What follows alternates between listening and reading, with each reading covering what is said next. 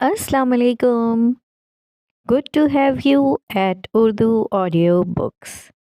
हाजिर खिदमत है एक बहुत ही प्यारा सा अफसाना, आवारा बादल। इसे लिखा है हरीम फातिमा ने। तो आइए शुरू करते हैं। इंतसाब, जेनरेशन जी की जल्दबाजियों और बेसब्रियों के नाम। पेश लफ्ज़। ये अफसाना एक ऐसी लड़की ने लिखा है जो खुद भी इसी जेनरेशन का हिस्सा है।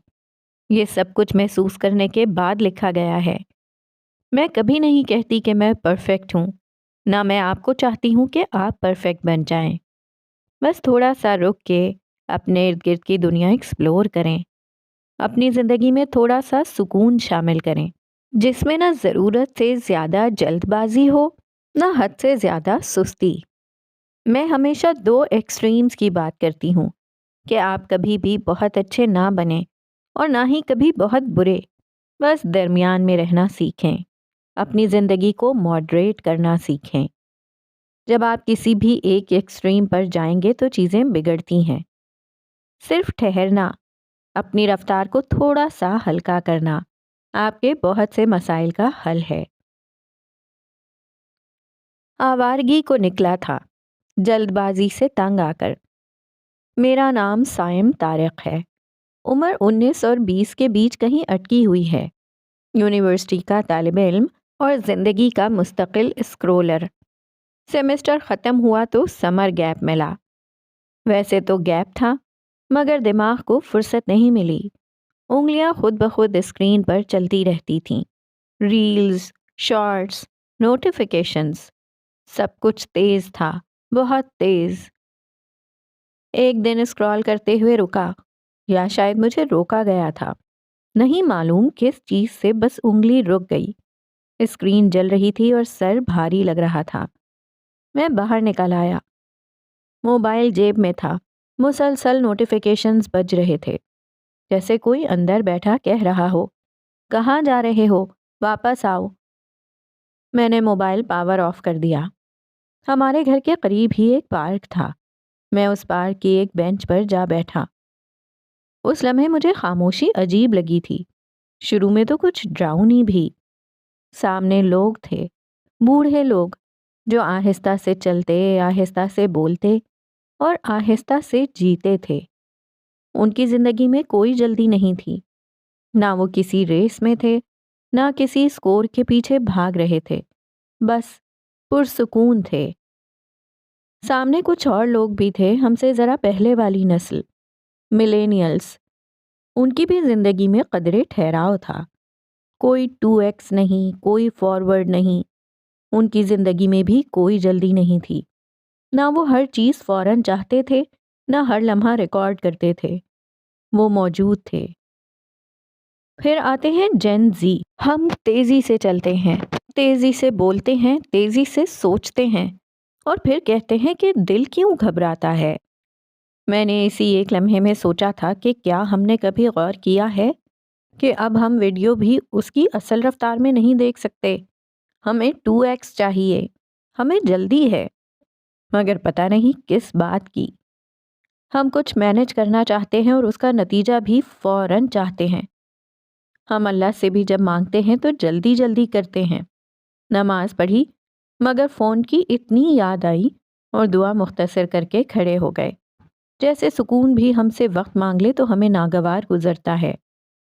बेंच पर बैठे बैठे मुझे महसूस हुआ था, मैं आवारा बादल हूँ, हर जगह मौजूद मगर कहीं ठहरा नहीं। शायद दुनिया बेसुकून नहीं हुई, शायद हमने अपनी रफ्तार बहुत बढ़ा ली है। बादल आहिस्ता आहिस्ता चल रहे थे, उन्हें कहीं पहुंचने की जल्दी नहीं थी। काश हम भी कभी असल रफ्तार पर जीना सीख लें। घर वापस आया तो बिस्तर पर लेटकर अपने मसले सोचने लगा। टाइम मैनेजमेंट, गैर ज़रूरी स्ट्रेस, हर चीज़ फ़ौरन चाहिए, मेमोरी लॉस। इसी सोच में था कि घर का मंजर आंखों के सामने आ गया। कुछ दिन पहले की बात है। फाइनल्स का एक दिन था। सुबह उठकर पानी पीने किचन में गया। वहाँ मामा बाबा थे। बाबा कुर्सी पर बैठे थे और मामा उन्हें नाश्ता दे रही थीं।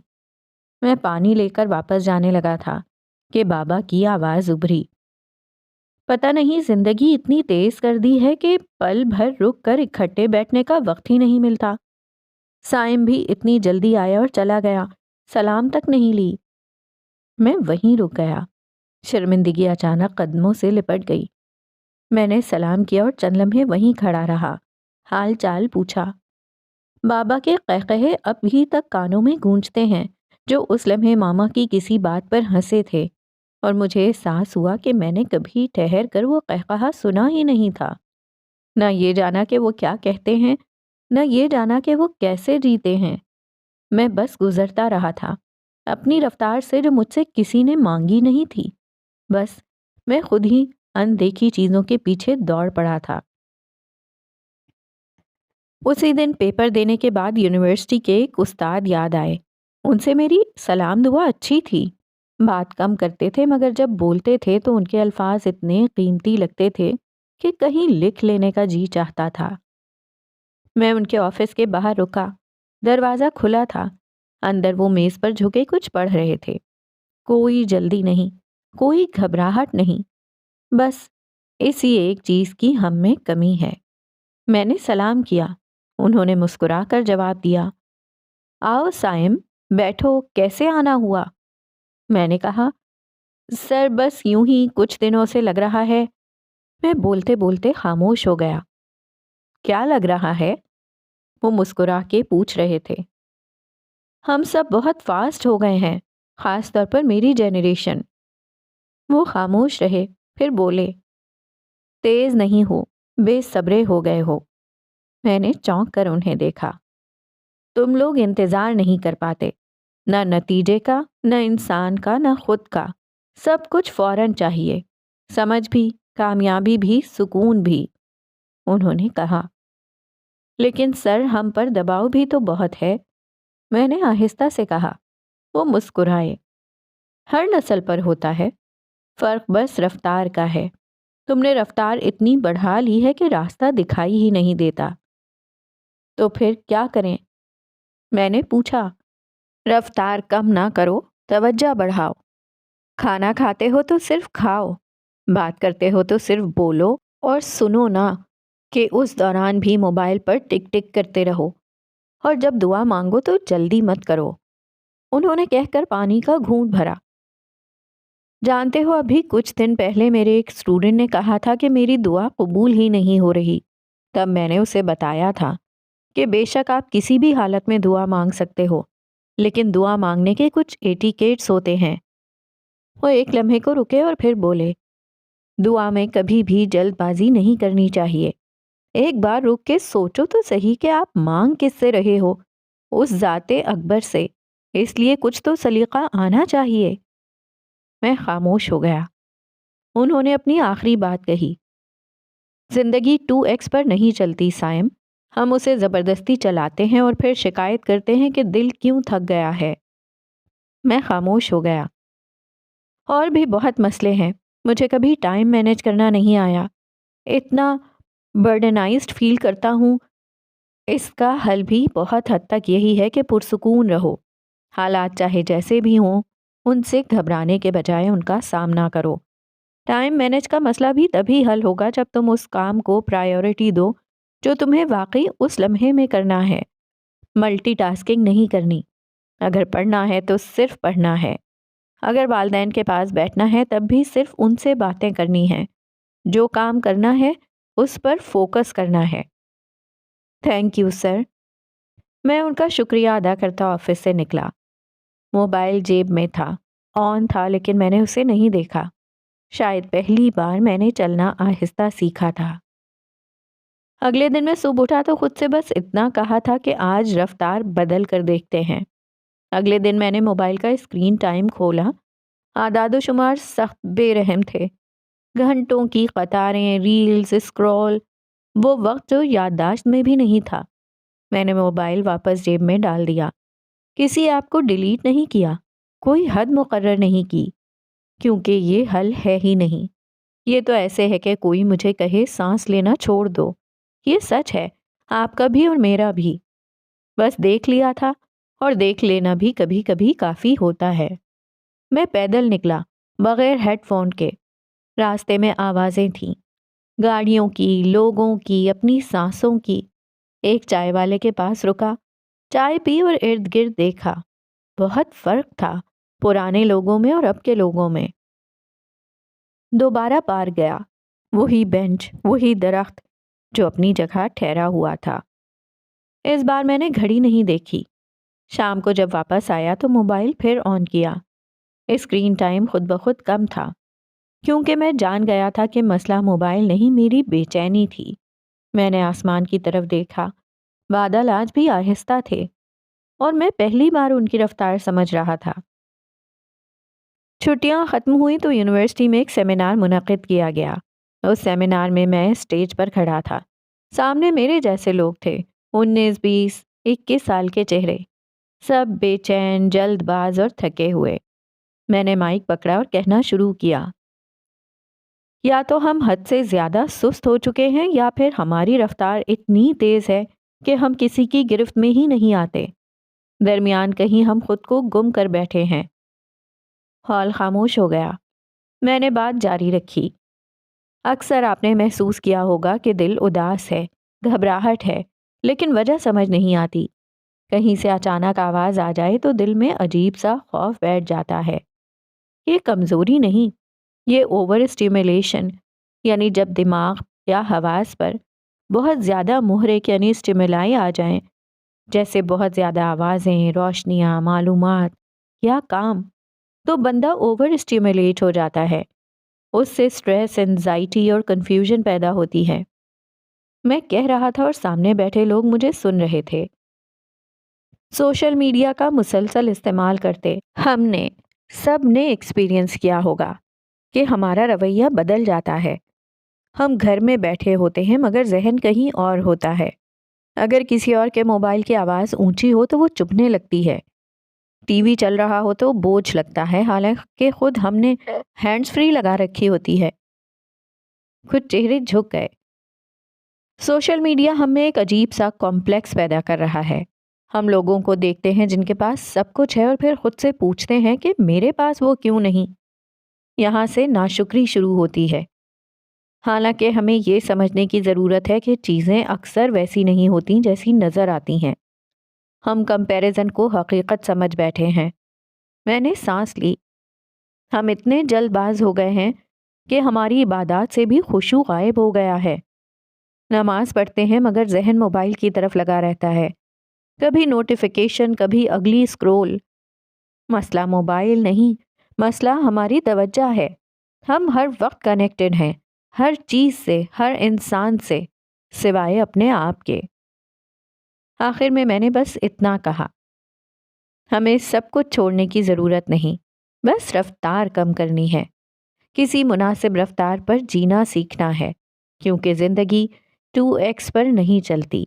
ہم اسے زبردستی چلاتے ہیں اور پھر پوچھتے ہیں کہ دل کو سکون کیوں نہیں ملتا۔ میرے ایک ٹیچر نے ایک بار کہا تھا کہ انسان وہ بلا ہے جو ہر قسم کے حالات میں خود کو ایڈجسٹ کر لیتا ہے۔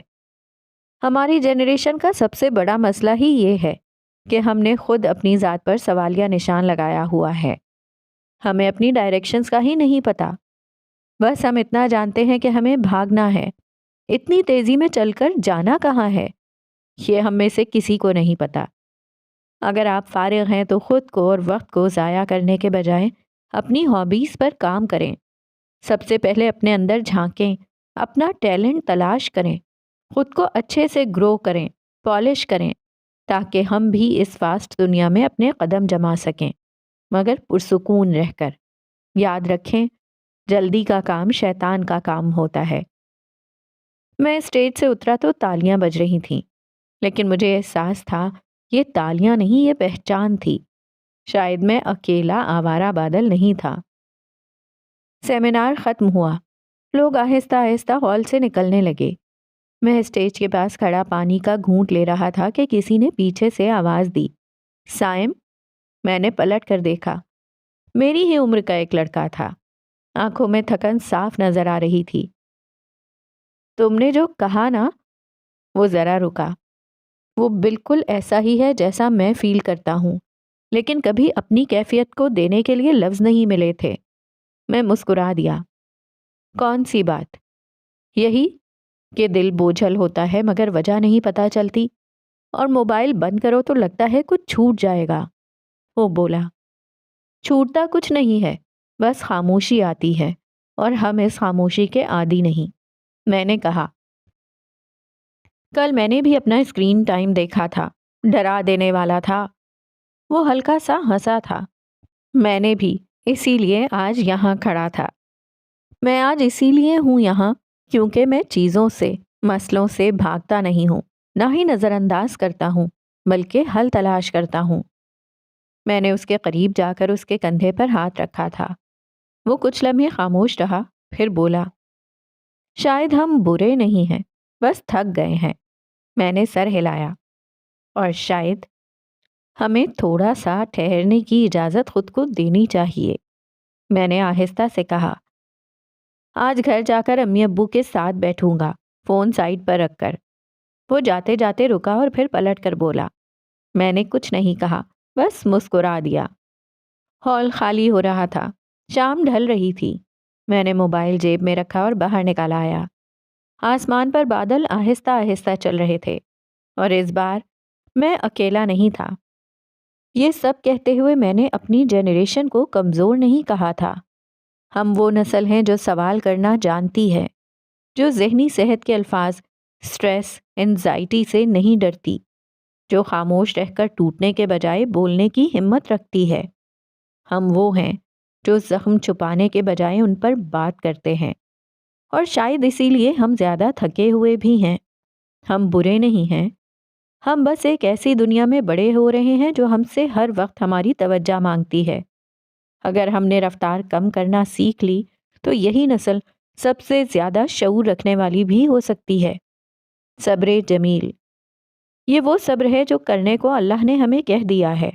جب آپ اللہ سے کچھ مانگیں تو اچھا گمان رکھیں، وہ آپ کو ضرور دے گا۔ بس جلد بازی نہیں کرنی، اور نہ ہی کبھی اللہ کی رحمت سے نا امید ہونا ہے۔